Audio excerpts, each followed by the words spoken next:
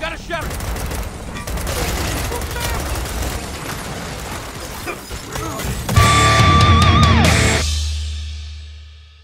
One dead track. You know what doesn't grind my gears, Adam Cook? Go on, tell me. Gears of War 4. Is it just Gears 4 these days? No, it's Gears of War 4. You're quite right. Spot on, Dan.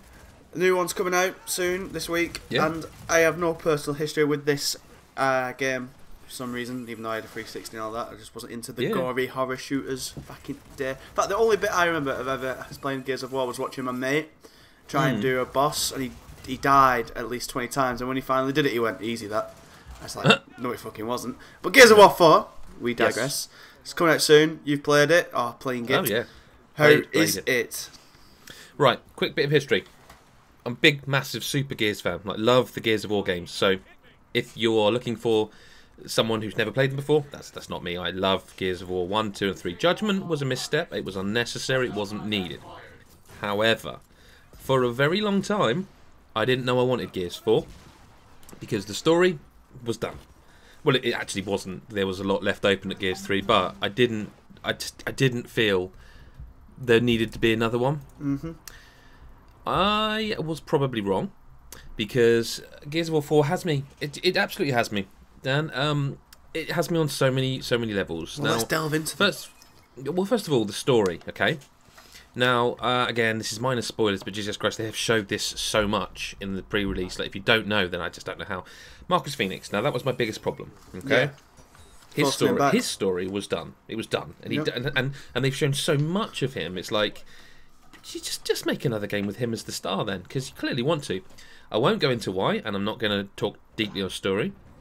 That was one of my issues going in. Second one, they started showing robots, and again, what? You know, they're just looking at that going, why are the robots? Now, straight away, like right at the start of the game, that's what you kill in robots, and it makes perfect sense, and it even makes sense why they've shown those robots, and I can't tell you why, but it really does make sense. However, as much as all those things I was wrong about, and I like Marcus in it, in fact, there's a moment with Marcus in it where I forgot myself, and this, well-spoken, polite, kind of, modern gentleman went out the window, and I was just fucking roaring like, yeah, you motherfucker! I was just roaring with like, this is it, this is the fucking Gears of War. I want to fucking kill things. I'm a man. You know what I mean? That bullshit. That came back, Dan. I'm not gonna lie, just for a brief moment. And I'm not again. I can't say what it is, but everyone who loves Gears will play it and go, yep, they'll do the same. They'll lose their shit.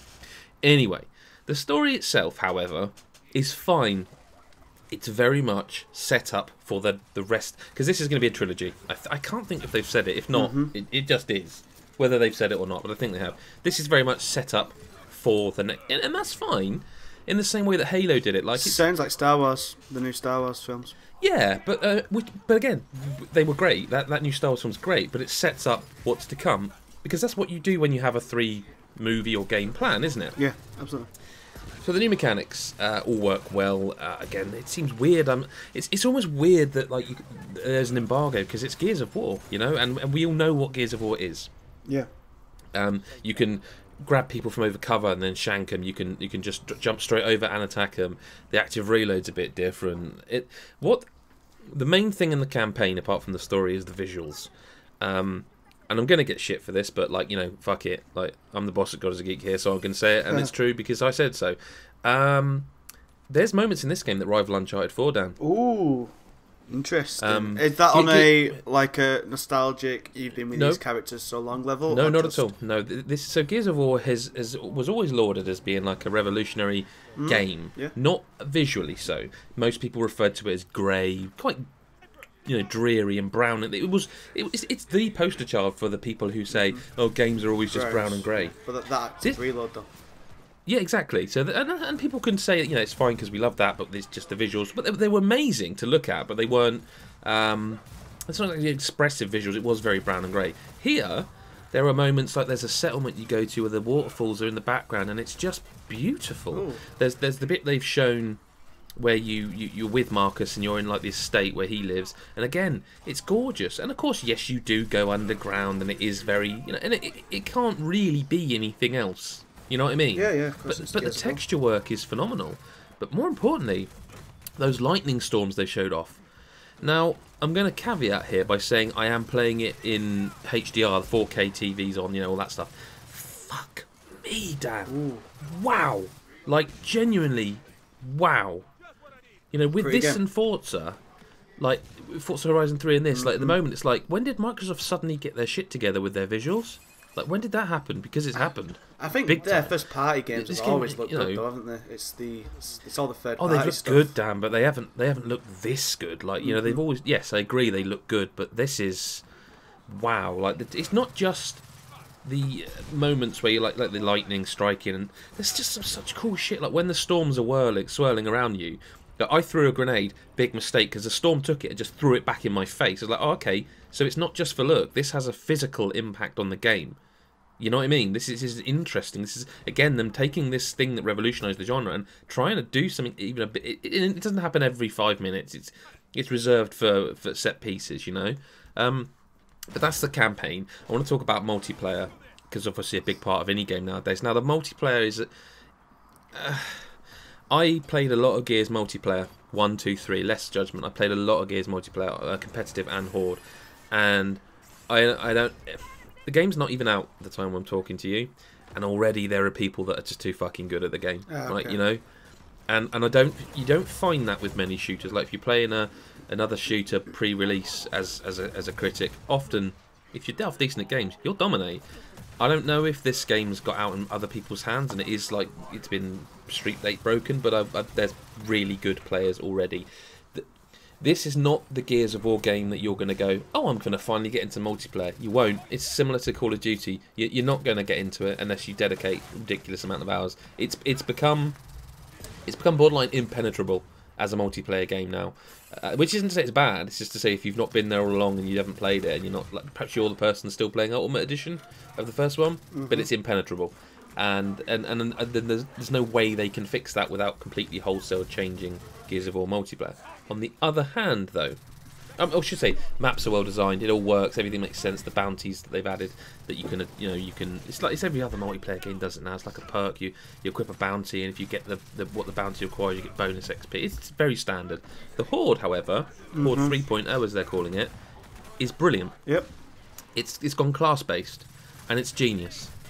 Like Sounds absolutely a bit like brilliant. Left 4 Dead, kind of, maybe. Yep, and that bang on, Dan. So that is spot on. So you got these classes, and so the one I like is the Scout class. And every time you kill an enemy, they drop kind of currency, which you then take back to the replicator, which is where you can build your defenses from. You know, your Gatling guns, your troikas, your chainmail fencing, spiky fencings. As a Scout, you get double the currency. So the idea is if you're playing as a team, you can have one guy as a sniper, right back, starts with a sniper rifle, can ping people off. You have a heavy who's got a boom shot and can, explosive specialist. You have the scout like me who runs around mopping up all the currency because you're getting double currency, and it's not competitive. You're sharing. It's a cooperative mode, and it works. It really, really works, and it's harder than I remember it, but it's excellent. The new weapons are fun. The new enemies are fun to fight against. I tell you, there's some enemy AI in here. It's very impressive, Dan. Like, very impressive. Like, you almost feel like you're playing against other humans. It's that impressive, the AI. Okay. Generally speaking, sounds good. Gears of War, it's just fun. It's so good to have Gears back. It's so good. It just feels like home.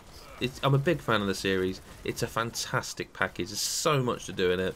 All the co-op, all the competitive. There's something for everyone. The story's great. The story mode. I don't mean the actual story. The campaign is great. Why is the story not good? It's set up. It's first movie syndrome when you know this. It's fine, and there's some really good moments, but it's just getting you to know these new characters so they can get the emotional connections to when they kill them all off in the third game. Probably, but that is exactly what it is. Like you're you're invested in JD because he's Marcus's son, but the other characters are pretty much all new. Okay. So you are but I'll be honest with you. One thing, just before we close out, it's got quite a good sense of humour about it. It's quite funny in places. It's not like rolling about the floor laughing, but it's got like some through lines that, like, someone says something early in the game and like they kind of take the piss out of him for the rest of the game about it, and it's quite funny. It's self-aware and it knows what it is. But as a studio, the Coalition know what Gears is, understand it, and this is just a brilliant I can't say opening salvo because they did Ultimate Edition, but this is just a brilliant game. I'm so pleased Gears is back, Dan. Yeah. I hope everyone comes and plays Horde with me. I love this game. I must say, if you know, with this and no Forza, this is the first time I've ever been tempted, like wanted an Xbox for the last 3 years it's been out, because Forza, I don't like racing games in the slightest, but that just looks tantalising. I mean, go watch our review of that as well, because do it. Jesus Christ, that game's good. So good. These two, Microsoft do this all the time. Every year they kind of put their really big hitters out towards the end of the year. But wow, you know, these are two phenomenal games, like really good games. Well, if you want to play Horde with Adam, you can find him on Twitter at GodisaGeek, and you can get me on Twitter at Mabroski, but I will not be playing Horde with you. If you want to read Adam, are you reviewing it in Word form? Actually, no, Mick's reviewing it. If you want to read Mick's review in Word form, you can go over to GodisaGeek.com for all them words, and of course you're here on YouTube already, youtube.com/GodisaGeek, for plenty more reviews, previews, and just general talks about games. I think that's all we've got to say, Adam, so see you later. Bye-bye.